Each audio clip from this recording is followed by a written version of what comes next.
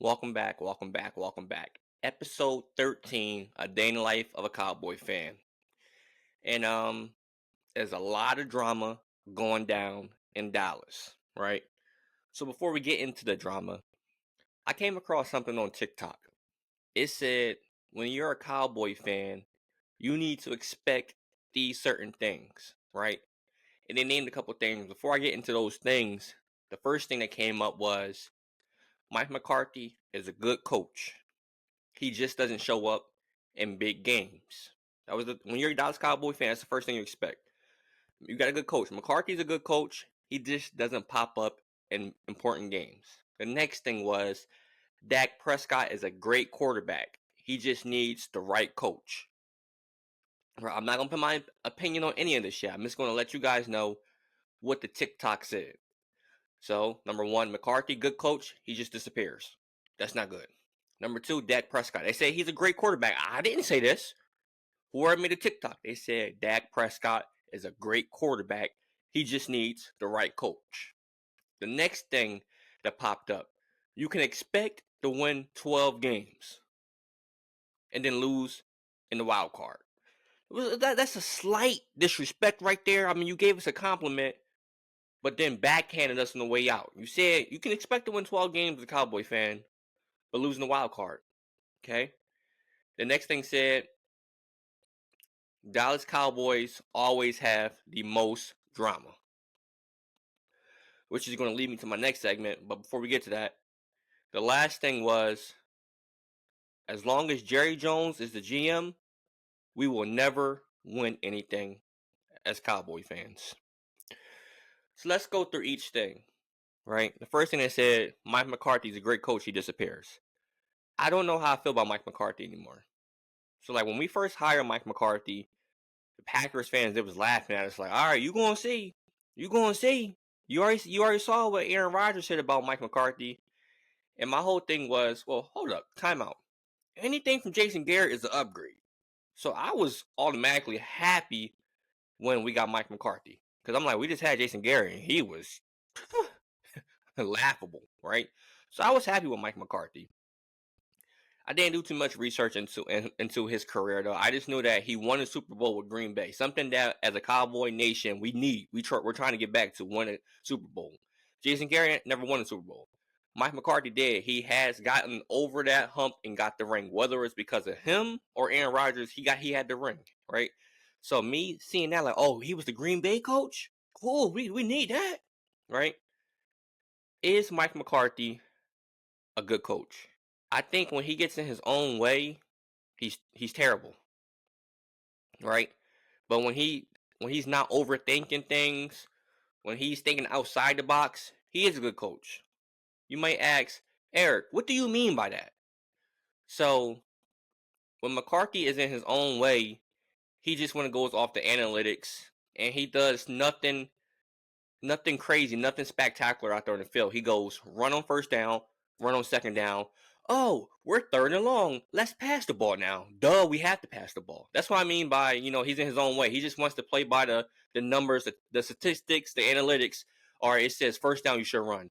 Okay, second down, they're expecting to pass. Let's run again. Oh, dang, we're in third and long. Right?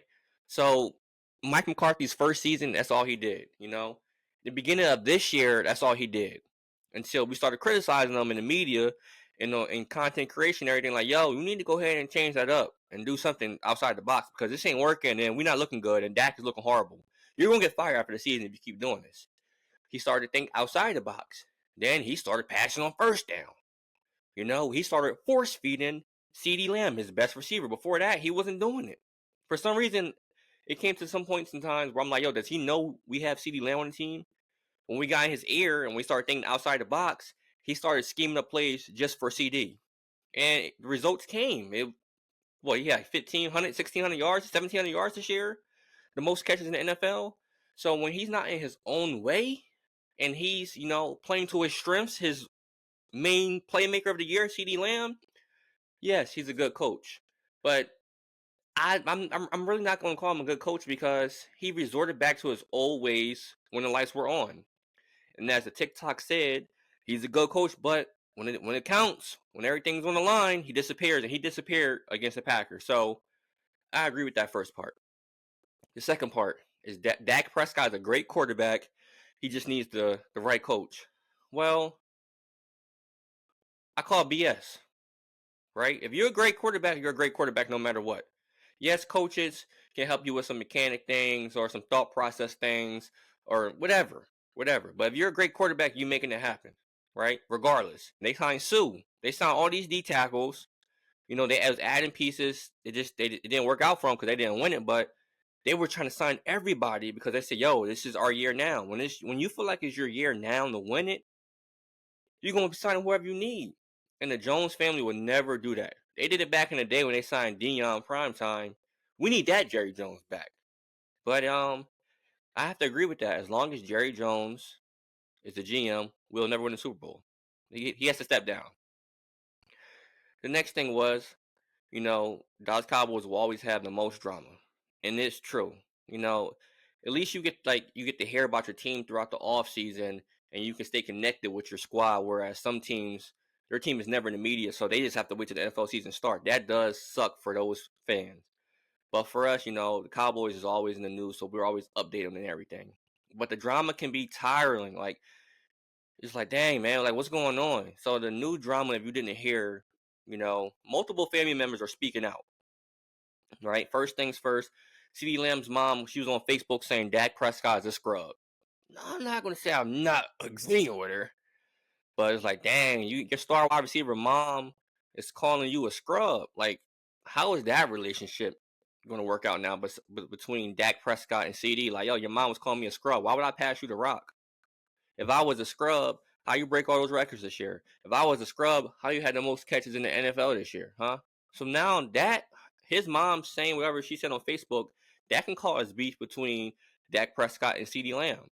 Now, I don't know if it was Photoshop, but I saw it. And she was calling homeboy scrub. She was saying she wished CeeDee was with Houston Texans. And it was like, dang, if we lose Dak Prescott, that's one thing. But if we lose CeeDee Lamb, it might be a rebuilding stage. Now, let's be honest, Cowboy fans. Would you rather have Dak on your team or CeeDee on your team?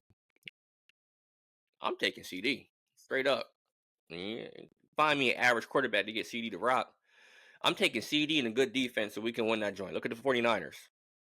They got an average quarterback, but they got Kittle, they got Ayuk, they got CMC, and they got a good defense, and they good. So I'm taking CeeDee over Dak. Comment below. Would you rather have Dak Prescott on your team, or would you roll with CeeDee and the average quarterback? I'm taking CeeDee because in most people's eyes, Dak is already average. So we get an average quarterback, and it's gonna be the same team, right? The next drama was Micah Parsons' brother. He was saying he can't wait to Micah Parsons to get out of the Dallas Cowboys uniform. He doesn't want to be here anymore.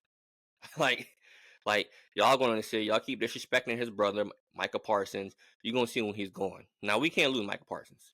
That's one player we cannot lose, right? Micah Parsons has to stay a Dallas Cowboy. But reading in between the lines and what his brother is saying, I think Micah Parsons wants to go back to being a linebacker, not an edge rusher. And I'm not opposed to that. I know he's, maybe top 2, top 3 edge rusher in the NFL, but his natural position is linebacker. If you go back to his Penn State film, he was nasty. He was sideline to sideline. He was good in coverage. I mean, he runs a 4.3. If I'm the coaches or if I'm Micah Parsons, I'm saying, yo, put me back to my natural position, middle linebacker, and let's get things rocking. I honestly think now it was fun seeing Micah Parsons play edge rusher. He had 3 straight 12+ sack seasons, but he's a linebacker. And if you've seen it, one of our really main weaknesses of our defense is the linebacker position. So why won't we take this elite edge rusher who's originally a linebacker, put him back in his natural habitat and get things rocking? And now our weakness of our defense is now our strength, right? So I think that's common sense. Yes, he's an elite pass rusher, but he's a linebacker, and our linebacker core is weak. So hopefully whoever is our next defensive coordinator who comes in, they put Micah Parsons back at linebacker. And then even if we have to draft an edge rusher, or we can sign somebody as an edge rusher opposite of DeMarcus Lawrence, we good money. So I'm all for Micah Parsons going back to the linebacker position, right? Another family member, Dak's brother. Dak's brother said he wishes Dak Prescott didn't play for the Dallas Cowboys. He's trying to do everything in his will to get Dak out the Cowboys uniform because all this hate that he's getting, he doesn't deserve it. And the only thing that's in the way of Dak leaving the Dallas Cowboys is Dak. He says Dak loves being a Dallas Cowboy. He said he wants to bring this organization rings, right? And I got mixed feelings. I got mixed feelings about that because yes, Dak is good. Like we said in the beginning of this episode, he's good. He's not great, but he's good. And I know it could be worse. It can always be worse than what we have. Like we can go from Dak Prescott to a Desmond Ritter. You know what I'm saying? So it's like sometimes we got to be grateful for what we have, but we just so hungry as a Dallas Cowboy fan base. We're so hungry for a Super Bowl or a Super Bowl appearance, a conference championship appearance that we just just burn it all up till we get one. So sometimes you just have to slow down and be patient. But 30 years of patience is insanity. So I don't know. Would I blow it all up just to see what we have in the store for the future, or I just stick with Dak and be like, all right, let's give him another shot. All right, it's year 13, let's give him one more shot. It's like, what do you want to do? But at the end of the day, Dak's family wants Dak gone. Only person in Dak's family that wants Dak to be a Dallas Cowboy is Dak himself, which is respectable. And I don't know, because this year I was pretty confident, and we didn't get it done. He was like a deer in headlights. He looked scared out there. So if we moved on from Dak, I'm not saying that we will, because I don't think we will. But if we were to ever move on from Dak, I wouldn't be mad. Forget whatever it is, what it is, because we haven't won anything in the past 8 years. Give the young boy a shot. Trey Lance, maybe the 49ers organization just wasn't for him. Maybe a new city, a new team is what he needed to showcase the top 3 pick that he was. I'm all for giving Trey Lance a shot, and I'm not even saying that because we saw a little 10-second clip where he was throwing the ball to Terrence Williams in the corner route. No, I'm not talking about that because his mechanics in that throw didn't look too, exciting anyway. I'm just saying he's a former top 3 pick. You're a top 3 pick for a reason. One scout saw something in you that said, yo, he can be a game changer for our organization. So we're being honest. If we ever move on from Dak, I will be happy to give Trey Lance a shot. I'm not saying that he's better than Dak, but hey, it hasn't worked for the past 8 years. So if we were to move on and gave Trey a shot, and say we went 4-12 or whatever, we play 17 games now, so 4-13 the next year, and then 6-11, and then we made the playoffs in 3 years from now, I'd be happy with that because it's the same. It'll be the same results that we had the past 8 years. Still a losing season, still no conference championship, no Super Bowl. So I'm all for a rebuild if it came to that. A lot of Cowboys fans say, y'all don't remember and before we had Romo, how that was. It was dark. Yeah, I'm ready for it because what's the difference between those years when we didn't have a top 10 quarterback and these past 8 years? We still didn't win nothing, you know.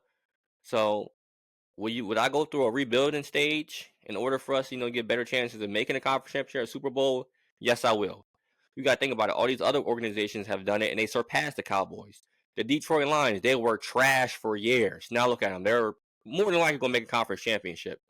The Cleveland Browns, they were trash. They went winless. Guess what? They made the playoffs, and that organization is on the uprise. Who else we have? 49ers, they were pretty bad for a couple years, but the last 5 or 6 years, they've been in conference championships. You have all these organizations who were bad, went through dark times, now they're on the come up. Like I'm telling you, that Detroit Lions team is a perfect example. It was dark for them, but now they're going to make a conference championship this year. So as a Dallas Cowboy fan, are you willing to blow it up,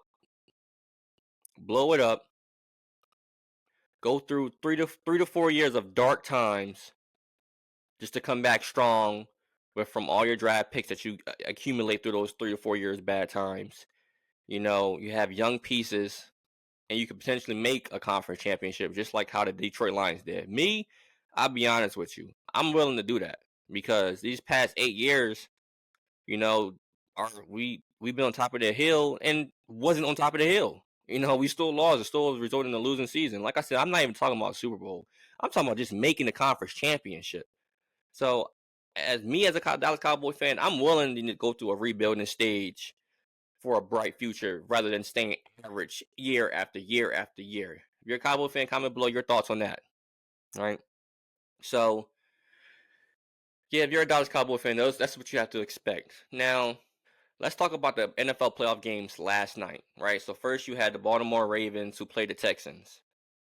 And, the Ravens are strong, dog. Ravens are strong. They didn't have a good first half, but I really can't see any team beating them in the playoffs or the Super Bowl. Like, Lamar Jackson is just in a different world right now. He's on a different planet, and he's balling out. Whether it's running the rock, throwing the rock, getting out of sacks and running for first downs. And their defense is spectacular as well. CJ Stroud has been on the tear, and that Ravens defense made him look like a rookie, the rookie that he is yesterday. So I know a lot of people, a lot of my homeboys, they were saying, "Nah, the Texans, man, they might win. They on fire." I'm like, nah. The Ravens, they're different. I definitely have the Ravens coming out the AFC. I today is between the Bills and Chiefs. I have the Bills winning that game, and so I foresee a Bills Ravens AFC Championship matchup, and I think the Ravens are too much for them. So I see the Ravens definitely making it to the Super Bowl. Now, the late night game was the Packers versus the 49ers. That was a good game. And it's just scary. It was scary to watch as a Cowboy fan because we all knew the 49ers was a good squad. But I thought the Packers were going to be in a slump for the next 2 to 3 years because they lost Aaron Rodgers. Right? I didn't think the Packers were going to be good this year. That's hence why I thought we were going to beat the Packers in the wild card round. I thought Jordan Love was going to be young and took a couple years to get in his groove. I didn't think the receivers were who they are. I thought the defense lost a step, and they proved the world wrong. They should have won last night. That was a bad throw on Jordan Love's part, but hey, one throw doesn't, dictate how your season as a whole was. He started off slow. He turned up. On the Cowboys, and he was turned up last night. He just had the one bad throw, which ended their season. But the Packers, they're gonna be scary in the future because they're young. They're young. Quarterback, receivers, defense. Aaron Jones came out of nowhere. I thought Aaron Jones had a bad year this year. You know what I'm saying? You look at the NFL fantasy football numbers. He was a scrub. His last four games, he rushed for like 600 yards or something crazy like that. So the Packers, they're going to be scary in the foreseeable future, right? But the 49ers, I ain't going to lie to you, they got lucky. Brock Purdy is an average quarterback, and they lost Deebo Samuel. But, their defensive line, they came through for him. Christian McCaffrey came through for him. Brandon Ayuk, whenever Brock Purdy wasn't throwing the ball in the dirt, came through for him. George Kittle came through. That supporting cast who supports their quarterback came through and won that game for the 49ers last night. Now, was it a true win or was it, a conspiracy theory win? Because there's something out there that the NFL logo are the colors of the Super Bowl matchup. You got purple, you got red. Purple is obviously the Ravens, red is the 49ers. So, did the NFL script get in the way of last night's game and who was supposed to win? And that's why the 49ers edged it out, because the Packers didn't get away from the run. They would have won that game. Why did they get away from the run where Aaron Jones was getting 7 yards a pop? Who knows? Was it the NFL conspiracy script? Who knows? All I know is instead of complaining about the NFL Super Bowl logo being a team, instead of complaining about it, make a parlay and win some money. I did. I'm rooting for the 49ers and Ravens to make it because that's just more money in my pocket. If you're an NFL sports betting person, if you're on FanDuel or DraftKings, instead of complaining about your team losing, which I was doing, make some money out of it. Go ahead and pin in the parlay, Ravens versus 49ers in the matchup, and you're going to win a lot of money. Instead of complaining about the logo, bet, make some money. So, it was 2 good games last night, and I had the 49ers winning. I had the Ravens winning, and both teams won today. It's the Bills versus Chiefs. Like I said, I think the Bills got them, and it's Detroit versus the Bucks. I think Detroit wins that game. So the AFC and the NFC championship matchups, you're going to have the Ravens versus the Bills. You're going to have the 49ers versus the Lions. The only upset I can see in those two matchups, honestly, I can see both teams getting upsetted. I can see the Ravens getting upset by the Bills. I can see the 49ers getting upset by the Lions. Because the 49ers, like I said, they looked weak last night. But the NFL Super Bowl logo is staying strong, and I'm going for the 49ers and the Ravens. Comment below who you think is going to win. Comment below who you want to win.